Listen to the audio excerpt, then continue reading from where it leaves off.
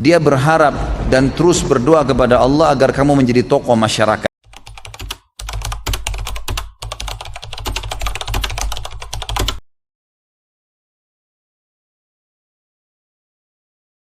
La ilaha illallah Muhammadun Rasulullah alaihi salatullah wa alihi wa Abdullah bin Abbas menyampaikan kepada Nabi SAW, mengatakan, kira-kira seperti apa sih balasan jasa seorang anak kepada orang tuanya? Maka kata Nabi SAW, dia tidak bisa membalasnya sampai kalau dia menemukan orang tuanya dalam keadaan keterbudakan kemudian dia bebaskan. Artinya sulit terjadi orang tua bisa jadi budak, tapi pada saat dia jadi budak kemudian dibebaskan, dia berusaha membebaskannya, maka itu baru mungkin dia bisa sampai pada hal membalas kebaikan kedua orang tuanya. Ulama sepakat semua ahli sunnah wal jamaah, tidak ada khilaf di antara mereka tentang wajibnya bakti dengan orang tua, walaupun orang tuanya itu dasarnya tidak berbuat baik dengan si anak. Karena tidak ada perbuatan buruk dibalas dengan perbuatan buruk, karena semua perbuatan buruk akan dibalas oleh Allah Subhanahu wa taala dengan ancaman, dengan hukuman. Jadi jangan sampai karena orang tua kita dulu tidak ngurus, ibu kita membuang kita misalnya, atau ayah kita tidak memberikan nafkah, meninggalkan begitu saja, maka pada saat si anak ini misal dibesarkan oleh seseorang, kemudian dia bertemu dengan orang tuanya setelah itu, tetap saja walaupun dibuang dari kecil, dia tidak gugur darinya hukum bakti. Walaupun orang tuanya itu jahat, walaupun dia temui orang tuanya itu pemabuk, ibunya pezina, tetap saja dia harus berbakti. Jadi tidak gugur hukum bakti. Apalagi kalau dasarnya orang tuanya mengurus dari kecil. Ini lebih luar biasa lagi. Ini lebih luar biasa lagi. Seseorang datang kepada Hasan Basri rahimahullah lalu berkata, saya memiliki seorang ayah. Ayah saya sudah sangat tua, terbaring di ranjang, stroke. Satu badan semua nggak bisa bergerak, sampai akhirnya buang air besar, buang air kecil di atas ranjangnya, dan saya menampung dengan kedua telapak tangan saya kencingnya, buang air besarnya, kemudian saya mencuci tangan saya tanpa merasa jijik sedikit pun. Saya sudah melakukan itu selama 10 tahun. Pertanyaannya, apakah saya sudah membalas jasa ayah saya? Maka jawaban Hasan rahimahullah, belum sama sekali belum. Lalu kata orang itu, saya bersihkan kotoran ayah saya, tidak merasa jijik setiap hari selama 10 tahun. Lalu anda bilang saya belum membalas kebaikan ayah saya? Kata Hasan Basri, karena dulu waktu kamu masih kecil, kalau ayahmu membersihkan kotoranmu, dia berharap dan terus berdoa kepada Allah agar kamu menjadi tokoh masyarakat, menjadi orang yang sukses. Kalau kamu sekarang melakukannya, kamu hanya melakukannya karena merasa itu adalah sebuah perintah, dan akhirnya kamu berharap kapan dia meninggal dan berhenti tugasmu itu. Berbeda niat antara orang tua dengan anak. Orang tua memiliki rasa sayang yang luar biasa kepada anaknya dan tidak bisa dibandingkan dengan sayang anak kepada orang tuanya. Orang tua kalau marah dengan anaknya, marahnya karena sayang. Tapi kalau anak marah dengan orang tua, bisa saja karena haknya atau karena keinginannya belum dipenuhi, bukan justru karena orang tuanya salah. Seperti itulah kurang lebih.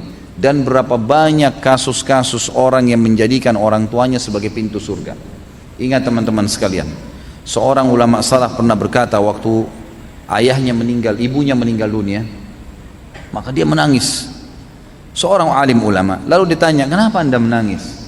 Bukankah orang itu tidak boleh nangis terisak-isak seperti ini pada saat ada orang yang meninggal? Dia bilang, saya bukan menangis karena orang tua saya ini, ya, karena diahnya secara pribadi, bukan karena diahnya, karena selama dia hidup saya berbakti alhamdulillah.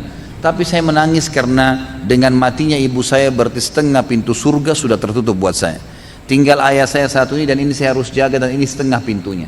Dan betapa ruginya orang yang sudah meninggal kedua orang tuanya sementara mereka tidak berbakti padanya. Teman-teman renungi, berapa banyak orang di antara anda yang orang tuanya masih hidup alhamdulillah, cuma kebetulan beda kampung, beda kota, tinggal telepon, tinggal kirimin hadiah, pakaian, makanan, tidak ada susahnya. Tapi subhanallah kita tidak lakukan. Kita lakukan kepada teman-teman kita malah. Kita lakukan kepada orang-orang yang kita senangi, yang mungkin tetangga, mungkin sahabat dekat, mungkin orang-orang ini hanya sekedar memberikan peluang-peluang kecil dari urusan dunia, dan kita lupakan kepada orang tua kita. Ini satu hal yang luar biasa yang harus kita perbaiki. Seorang anak muda di Jeddah sempat tervonis di pengadilan, akan divonis di pengadilan karena banyak indikasi bukti-bukti kalau dia berbuat salah, padahal dia terzalimi. Maka dia menelpon kepada seorang syekh yang saya kebetulan dengar ceramahnya disampaikan tentang kisah ini.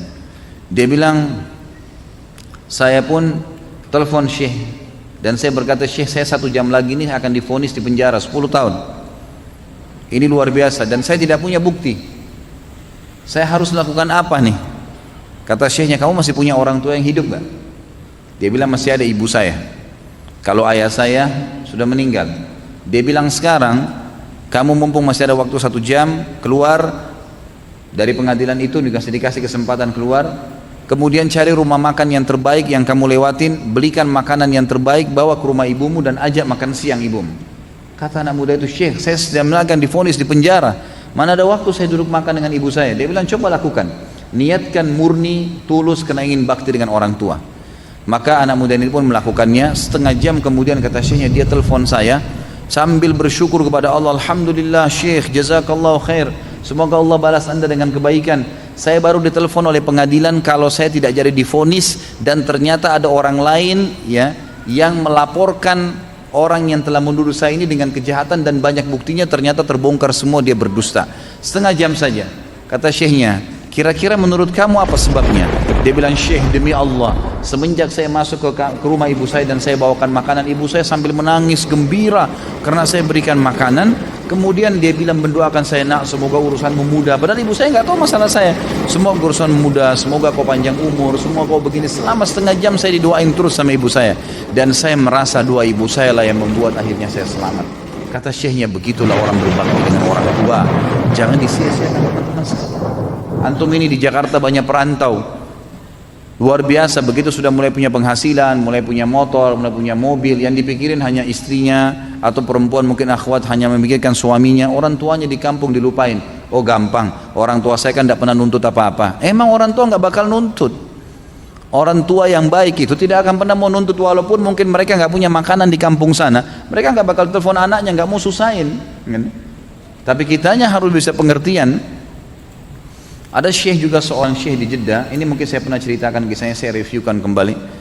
Beliau lagi khutbah Jumat dan kebetulan cuplikannya ada di HP saya, dikirim, sangat luar biasa, suaranya Masya Allah bagus sekali kalau dia mengaji, sampai masjidnya itu selalu penuh gara-gara suaranya. Dan memang dia juga kalau ceramah Masya Allah bagus.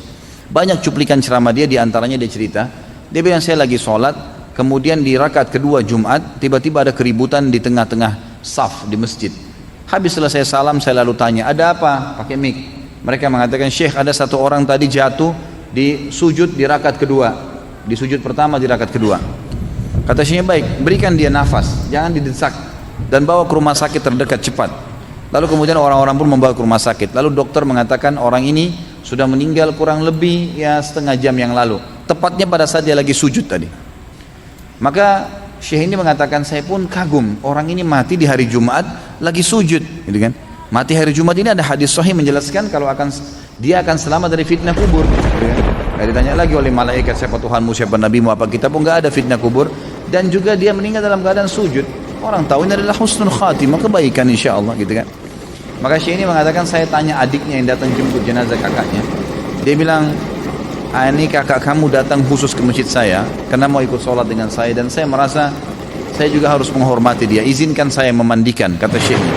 Kata adiknya, silahkan, karena ini laki-laki, maka dikatakan silahkan. Maka syekhnya pun memandikan. Kata syekhnya, di malam azza, di malam takziah pertama, saya lalu mengatakan, saya ingin tanya, setelah menyambut tamu segala yang datang, dia tanya sama adiknya, apa sih perbuatan kakak kamu ini sampai Allah tutup dengan kebaikan seperti ini? Kata adiknya, syekh, kami punya seorang ibu yang tua. Kami punya seorang ibu yang tua. Kami sudah meninggal. Dan ibu kami ini, kami selalu berbakti. Semua kami anaknya 6 orang berbakti semua. Tapi kakak saya ini punya ciri khas tersendiri. Dia kalau datang, selalu dia yang paling pertama datang ke rumah ibu kami. Selalu kalau kami datang, kami temukan sudah ada. Kemudian dia yang selalu menyisirkan rambutnya, dia selalu yang menyiapkan samponya, sabunnya, bajunya ditata rapi. Padahal laki-laki, diurus semua. Ibu itu, padahal ibu ini tinggal serumah sendiri, anak-anaknya sudah rumah tangga juga, tapi tiap hari mereka lakukan itu. Dan kami selalu didahului oleh dia, sampai hal kecil, sampo dan sabun pun selalu dibelikan sama dia. Dari hal-hal kecil, sisirnya patah sedikit dibelikan yang baru, selalu rambutnya disisirkan, pakaiannya dirapikan, dia urus benar. Kata syekhnya, pantas Allah tutup dia dengan kebaikan, pantas Allah tutup dia dengan kebaikan. Teman-teman, jangan sia-siakan waktu. Kalau orang tua masih hidup bakti, sedangkan sudah meninggal saja, kita masih bisa berbakti dengan mereka, dengan mendoakan, dengan bersedekah buat mereka, dengan haji dan umrah. Ya, kita lakukan apa yang disunnahkan oleh Nabi SAW, ya kan? Menyambung hubungan dengan orang-orang terdekat, sebagaimana Nabi SAW sudah menekankan kepada kita semua, kalau kedudukan ibu itu diganti setelah meninggal dengan khalah. Khalah itu saudarinya ibu, gitu kan? Dan yang mengganti posisi ayah adalah ammah. Ammah itu paman, ya. Jadi ulama coba memberikan tingkatannya. Orang yang paling layak dibakti setelah orang tua kita meninggal adalah saudarinya ibu, yang dikenal dengan khala. Ini bersamaan derajatnya dengan saudara laki-lakinya ayah. Kemudian datang setelahnya saudara laki-laki ibu bersamaan dengan saudari perempuan ayah. Jadi ini level-level yang semestinya harus kita jaga, sesuai dengan sabda Nabi SAW, al-khalatu bimanzilatil khala itu saudarinya ibu, seperti posisinya ibu itu sendiri.